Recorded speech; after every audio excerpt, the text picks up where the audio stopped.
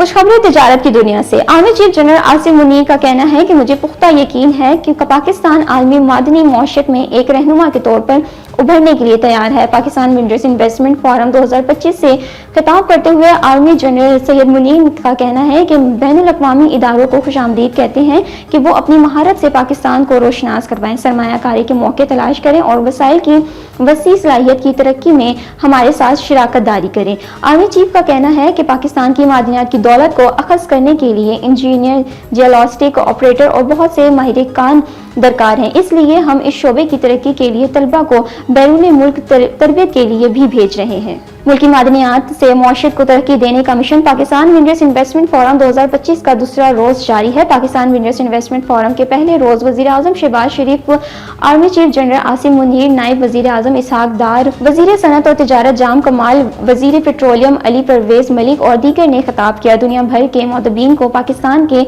मादनी शोबों में सरमायाकारी की दावत दी गई, जिस पर अमरीका, चीन, सऊदी अरब, रूस और दीगर मुल्कों के मुतबीन ने दिलचस्पी का इजहार किया। काश्तकार भाइयों के लिए हुकूमत पंजाब का अहम ऐलान, सूबे से गंदम की नकलो हमल की बाकायदा इजाजत दे दी गई। वजीर आला मरीम नवाज शरीफ ने गंदम के लिए D regulation and free marketing policy जारी करने की मंजूरी दे दी। मंजूरी के बाद अब बैन सूबाई सरहदों पर गंदम की आमदोरफ्त पर रोक टोक नहीं होगी। पंजाब से गंदम की नकलो हमल की इजाजत से काश्तकार को फसल का पूरा फायदा मिल सकेगा। इस बार पंजाब में पहली मर्तबा निजी सेक्टर के जरिए गंदम खरीदारी की जाएगी।